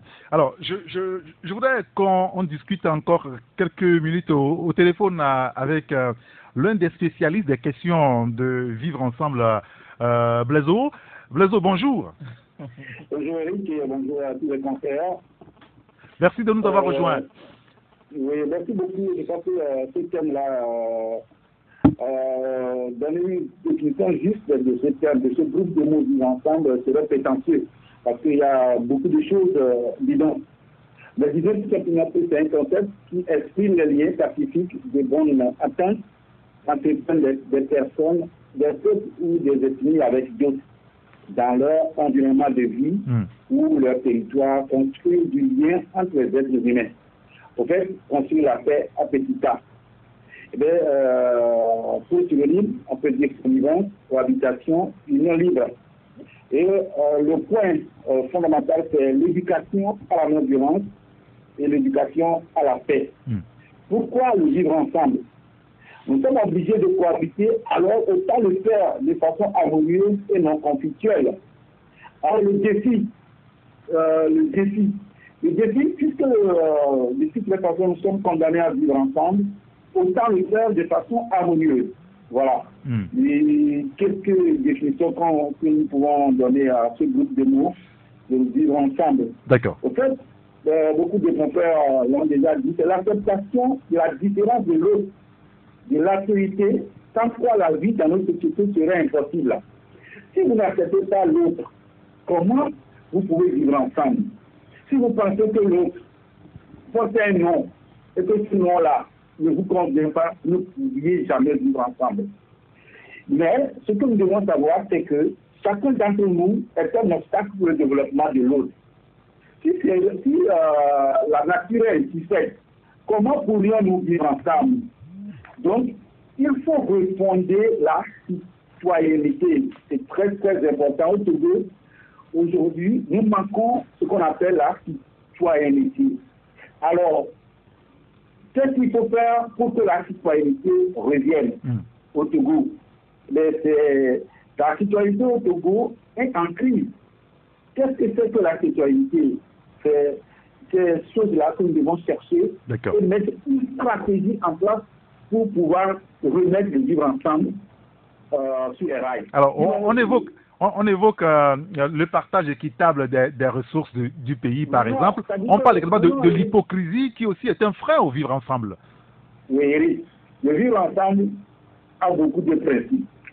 Il y a plusieurs principes autour du vivre ensemble.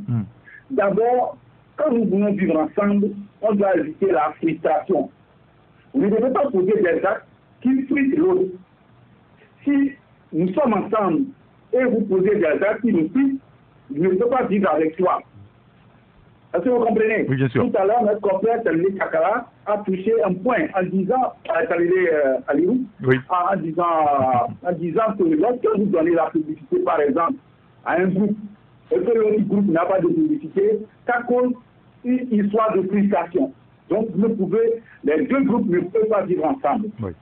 Ensuite, quand il n'y a pas l'harmonie, on ne peut pas vivre ensemble.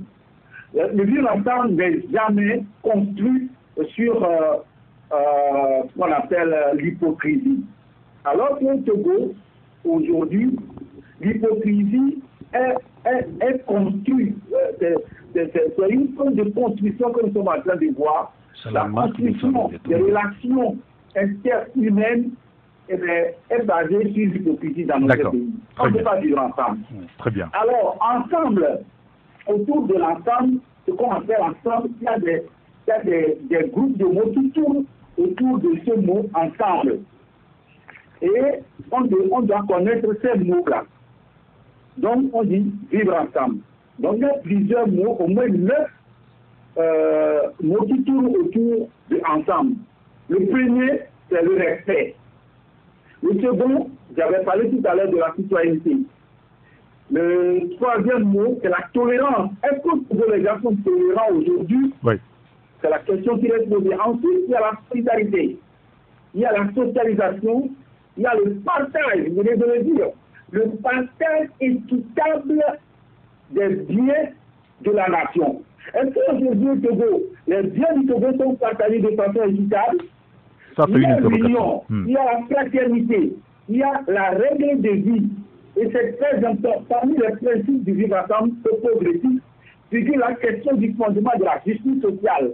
Pour analyser ce sujet, afin d'offrir un support pour les débats en équipe, vivre ensemble, eh bien, on est obligé. D'accord. Tout Togolais est obligé aujourd'hui de partager équitablement les biens.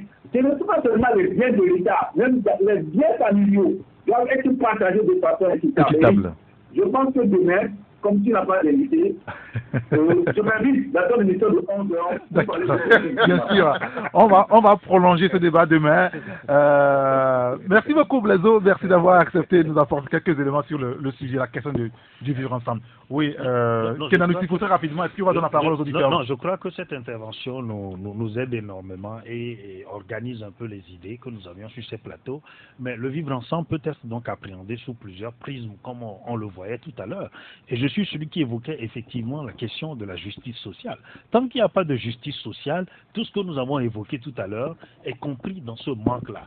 D'où aujourd'hui la question que Éric Gatton pose, c'est de savoir comment relever ce défi dans un contexte sociopolitique clivant. Parce qu'en réalité, c'est là où le pouvoir, d'accord, ne fait pas un effort en réalité de réduire les fossés. Tant que les fossés restent, c'est-à-dire que béants tels que nous le vivons, on n'y parviendra jamais. On a beau enseigner, et alors, inculquer si les on n'y concepts, parvient pas, on risque de compromettre notre programme dans son développement. Non, mais déjà, c'est-à-dire que sur ce plateau, j'avais dit que j'avais des appréhensions. Même l'échéance qu'on donne à ce programme-là me pose un problème. Je reviens en disant que le vivre ensemble ne va pas être construit sur 5-10 ans. Non, c'est un truc. Mais on a faussé depuis les bases. Qu'est-ce qu'on fait, qu'est-ce qu'on met en place pour que les Togolais puissent se regarder en face? C'est ce que nous disons. Il faut revenir donc aux fondamentaux du vivre ensemble, établir des bases d'une justice sociale qui permettent d'appréhender le vivre ensemble sur tous les prismes ethno-régionalistes, tout ce que nous avons cité ici, qui fassent en sorte que les populations puissent s'accepter. Mais je voudrais évoquer juste un petit élément. Les organisations de la société civile, d'accord, doivent être sérieusement, d'accord, associées, mises à contribution, et surtout les médias en premier lieu. Parce que si on n'associe pas ces deux entités, on ne parviendra à rien du tout. Merci beaucoup. Oui, Chakala, ici on donne la parole aux auditeurs. Oui, juste une anecdote qui doit vous montrer le degré d'hypocrisie que nous avions atteint. Il y a deux frères, ils sont tous Tem, ils sont tous du même clan Mola. L'un est de tel bord et l'autre de tel autre. Et un jour, quelqu'un a approché son grand frère, tout ça là. Et le grand frère, étant d'un autre bord, dit maintenant, mais vous savez qu'on ne doit plus être ensemble. On ne doit plus se côtoyer. Bon, en me voyant avec toi, mais ça va me créer problème. Toi, tu es comme ce tacide là. Quand tu me touches là, c'est fini. Authentique. À cause de la politique? À cause de la politique. Comment est-ce qu'on peut renier son frère à cause de la politique? Parce que si quelqu'un me voit, là, c'est que vous devenez un danger même pour celui-là pour qui vous faites ça. À partir du moment où vous ne serez pas en bon terme avec votre frère immédiat, on se renie. À partir du moment où vous allez le renier pour la chose politique, parce que vous avez des intérêts que vous défendez, donc il faut l'oublier carrément. Vous voyez, c'est l'hypocrisie. Le Togolais n'est pas sincère. Ce manque de sincérité-là aussi pousse les gens à ne pas s'aimer et ça fait toujours mal au tissu social. Bien. On ne peut pas s'entendre. On ne peut pas assurer le vivre ensemble en prenant de telles positions. Je voudrais qu'on donne la parole maintenant aux auditeurs. On va parler à politique vers la fin. On va donner quelques 8 minutes aux auditeurs sur le 93 96 99 99 ou le 99 20 09 59. Nous avons un premier auditeur au téléphone pour évoquer tous les sujets qu'on a évoqués tout à l'heure à l'antenne avec mes confrères. Allô? Allô, bonjour. Oui, bonjour, monsieur Maglo. Oui, comment allez-vous? Bon, ça va. Très bien, nous vous écoutons. Je voudrais réagir sur à propos d'un d'entre vous, un intervenant tout à l'heure, parlant du partage du pouvoir des biens publics, le sens du partage que nous n'observons pas. Il y a un d'entre vous qui disait que ceux qui sont au pouvoir représentent un système. Oui, mais un système créé par qui? Lorsqu'on souffre d'un mal, il faut avoir le courage de le dire. C'est une ethnie qui a créé ce système. Ça, il faut le reconnaître. Lorsque vous ne reconnaissez pas que vous êtes malade, c'est difficile de vous guérir. Ça, les faits sont parlants. Ce n'est pas la peine de faire de grands esprits en disant que ça représente un système. Oui, mais ce système, on sait qui représente ce système. Entrez seulement dans les administrations, circulez dans les services, vous verrez quelle langue on parle dans les administrations. Le taux de recrutement dans les administrations, ils sont ceux-là. Allons même dans l'armée, les officiers, les plus hauts gradés, les postes stratégiques. Alors, lorsqu'on me parle d'un système, ce système a commencé d'abord par un coup d'État. D'accord. Ne l'oublions pas. Ce système a commencé par un coup d'État d'abord. Et la suite, que vous le voulez ou non, vous deviez les suivre. Prenons par exemple le dernier recensement et les soi-disant élections législatives. Et ce n'est pas seulement ceux qui ont créé ce système qui sont allés, mais les autres sont allés pour aller manger. Ils sont obligés, ils ont faim. C'est ce à quoi on assiste. Il ne faut pas nier l'évidence. Moi, ça me fait mal lorsqu'il y a la réalité. D'accord. Beaucoup de voix se sont levées pour dire qu'il y a un sens, il y a une ethnie qui s'est accaparée du pouvoir. Il ne veut pas lâcher. Donc pour vous, ça ne permettra pas le vivre ensemble. Monsieur Maglo, merci beaucoup, on a compris le fond de votre pensée. Merci de nous avoir appelés. On va donner la possibilité à d'autres auditeurs également pour se prononcer sur les questions. Allô? Allô, bonjour. Oui, bonjour. C'est monsieur Komi? Oui. Très bien. Nous vous écoutons, monsieur Komi. Comme M. Maglo vient de le dire, il faudrait qu'on cherche des solutions.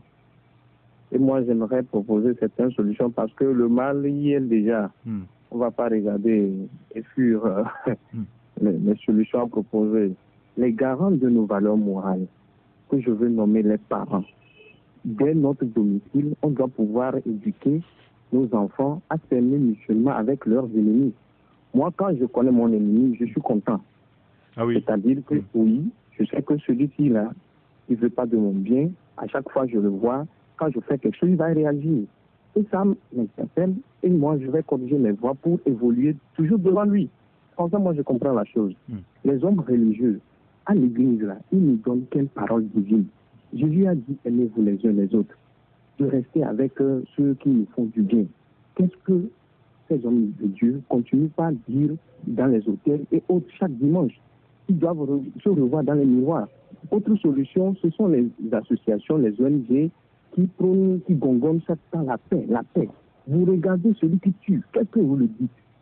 Après vous gongonnez, il faut rester dans la paix, le Togo est un pays de paix, et que devant vous, les gens tuent. Ils prennent les armes pour tuer les enfants de 11 ans. Qu'est-ce que vous leur dites? Donc cette société civile-là doivent travailler de manière idoine. On ne va pas être devant le mal et dire que c'est ça. Non, c'est apprendre à apprendre. Je veux intervenir sur la question des anarques. Oui. J'ai comme impression que Move est complice de certaines choses. On a eu une affaire d'un frère qui s'est fait voler avec des grains de quoi là à Anéron. On a fait des gymnastiques, allé à la gendarmerie, on a eu des enquêtes, on a eu tous les numéros que la personne a appelés. Move est incapable de sortir l'identité de la personne. Et là, les gendarmes même ne se retrouvent pas. Pourquoi il peut faire des choses comme ça? Moi, si je donne mon numéro maintenant, vous pouvez savoir mon nom, mon prénom, ma date de naissance, mon village. Oui. Et pourquoi pas pour les autres? Donc, nous, Move. Et là, ça inquiète. Un de vos collègues l'a dit. Dorénavant, si quelqu'un sait qu'on va l'arnaquer, ça peut aller à la vindicte populaire. Nous trouvons des solutions. Merci beaucoup. Merci, monsieur Kohl, merci de nous avoir appelés. Il y a un auditeur qui nous dit vivre ensemble doit venir du président, ministre, responsable de l'armée. J'étais au Bénin quand Mathieu Kérékou a marché avec ses ministres et l'armée pour aller régler un problème dans un marché. C'est ça, vivre ensemble, nous dit l'auditeur. C'est sa conception du vivre ensemble. On va prendre notre auditeur, le troisième téléphone. Allô? Ah là là, il est parti. Un autre qui nous dit par écrit, il est là. Allô? Oui, bonjour, monsieur Eric. Bonjour, cher ami, comment allez-vous? Oui, je vais très bien, et vous? Ça va bien. C'est monsieur? Oui, c'est monsieur Dodo. Nous vous écoutons. Oui, j'aimerais intervenir par rapport au sujet du vivre ensemble. Allez-y. Vous savez, je peux dire que le vivre ensemble est très important pour le développement d'un pays. Mais quand il y a certains au sommet de l'État qui s'accaparent des richesses de ce pays et que d'autres sont en train de montrer la poussière, voyez-vous, où est le vivre ensemble? Là, on peut dire qu'il y a déjà problème, quoi. Bon, par rapport... Bon, des fois, ça me cœur un peu. Quand certains sont engagés pour tabasser les autres, quand on réclame les bonnes conditions de vie qui est profitable à tout le monde dans le pays, vraiment, je dis qu'il y a problème. Donc, je vais conclure en disant, sans le vivre ensemble, ce serait très difficile pour un pays de se développer. Il faut que nos dirigeants commencent par prôner le vivre ensemble depuis le sommet de l'État et que je peux dire que tout ira bien dans le pays. Merci beaucoup. Merci beaucoup de nous avoir appelés. Je pense qu'on ne peut plus prendre d'auditeurs. On va conclure rapidement en studio et demain, avec les auditeurs, on reviendra en long et en large sur cette question du vivre ensemble. Demain, jeudi, à partir de 11h. Je voulais peut-être vous interroger très rapidement, puisqu'on a très peu de temps, sur la question politique avec ce qu'on est en train de voir. Il y a un nouveau gouvernement, c'est vrai. On ne va pas épiloguer là-dessus. Mais ce qu'on voit, c'est au niveau de la coalition des 14 partis politiques avec la manifestation de samedi dernier. Est-ce qu'il faut aujourd'hui faire un repli tactique, observé, avant d'amorcer quand même les nouvelles revendications? Chakra. Non, ça s'impose, ça s'impose. Vous savez, la coalition a toujours le peuple avec elle. À partir du moment où ce qu'elle est en train de défendre, le peuple se retrouve là-dedans. Mais à un moment, il y a un problème de stratégie. Surtout que la dernière fois, la marche du 12 a été avortée. Cela a eu le mérite quand même de créer un petit froid au sein de cette masse. Aujourd'hui, il faut tout remettre à plat, faire un état des lieux du combat qu'on a eu à mener jusqu'à la fatidique date du 20 décembre dernier. Oui. Faire un état des lieux sans complaisance, situer les responsabilités. Qu'est-ce qui a manqué? Qu'est-ce que nous avions toujours eu à faire et puis ça n'a pas marché, que nous sommes toujours les derniers de la classe parce qu'on est en train de vivre l'alternance un peu partout sur le continent. Et sans état d'âme, situer les responsabilités des uns et des autres et reprendre sur des bonnes bases. Et il faut prendre langue avec ce peuple qu'on pense être acquis. Ce peuple aussi peut vous échapper, vous filer entre les mains. C'est pas acquis le peuple il est versatile, mais quand le combat pour lequel vous êtes engagé, ce peuple adhère là, il faut montrer que non, vous aussi, vous êtes à même de conduire ce combat pour que le peuple voit la finalité des choses. Mais quand à un moment on met le peuple en dernier ressort et que tout le temps, c'est les humeurs de certains leaders qu'on met au devant pour justifier certaines petitesses sur le terrain, ça ne peut pas marcher. Donc, pendant qu'il est temps, il faut raviver cette flamme-là pour que le peuple ne se sente pas laissé, le peuple ne se sente pas lassé de sempiternelle guerre de clans qu'on observe au sein de cette coalition-là. Olivier? Non, je crois que j'ai dit ça la dernière fois que la coalition est à la croisée des chemins. Et en réalité, elle doit tirer les conséquences de ses propres turpitudes. D'accord. Oui. Parce que les Togolais ne sont pas aussi bêtes. Hein. On l'a toujours dit. Qu'est-ce qui a dit que les Togolais sont bêtes? Non, les gens croient. Certains leaders croient que les Togolais sont bêtes. Mais les Togolais ne sont pas bêtes. Ils observent les actes et les agissements de chacun. Donc, la preuve, c'est que on a voulu dire que voilà, c'est Yar qui a fait sortir les militaires, qui a intimidé les gens, mais au plus fort du 19 août, les gens sortaient. Et il y avait plus de militaires en ce moment, il y avait plus de chars, même il y avait des... Mais les gens sortaient quand même. Donc, il faut quand même arriver à tirer les conclusions, à faire le bilan à ceux-là qui ont passé leur temps dans les rues et à leur dire, voilà, là où nous n'avons pas pu réussir, voilà, nous avons réussi ici, voilà ce que nous voulons faire maintenant. Parce que toute entreprise a besoin donc d'un rapport, d'un bilan. On ne peut pas être en train de faire chemin et que les gens ne vous rendent jamais compte. Et je finirai en disant que il faut savoir que lorsque vous allez en mer, il faut savoir nager. Et ça, quand vous voulez amener des gens en mer, il faut être en mesure de les sauver lorsqu'il y aura des difficultés. Tout a été dit d'ailleurs, et tout ce que j'allais ajouter, c'est un peu cela. C'est aussi négliger en réalité celui qu'on a en face. Ce n'est quand même pas un pouvoir novice qu'on a en face, et quand on croit en réalité qu'on peut décréter une manière de faire et qui marche forcément pendant que l'ennemi est en train de dormir. Parce que n'oubliez quand même pas que nous sommes en politique. C'est un jeu et chacun use de tout ce qu'il y a comme stratagème pour pouvoir atteindre son but. Et comme je le dis, l'erreur, ça a été ce que nous avons constaté, d'avoir, moi, ne pas participer à des élections législatives, je n'ai pas compris. Je n'ai pas du tout compris et qu'on n'a pas, effectivement, comme on l'a dit, on ne s'est pas arrêté pour parler au peuple, expliquer un certain nombre de choses et lui demander de sortir, ça ne peut que donner le résultat qu'on a. Et il faut réellement penser à l'intérêt commun, au destin du peuple togolais. Messieurs, merci beaucoup d'être venus pour le débat de ce matin. On aura une autre occasion pour revenir sur ces questions. Merci beaucoup, le grand citoyen d'État Tchakala Aliru. Olivier Alia et Kenano Issifou. Merci également à Emmanuel Afanabé qui a assuré la réalisation cette mi-journée. Appelez-moi Saint-Rigator. Juste après, nous vous retrouverez Jean-Marie Leblanc pour le journal de la mi-journée à 12h45 précisément. Bonne journée. Merci d'avoir regardé la vidéo. Abonne-toi et partage la vidéo sur les réseaux sociaux, Facebook et WhatsApp.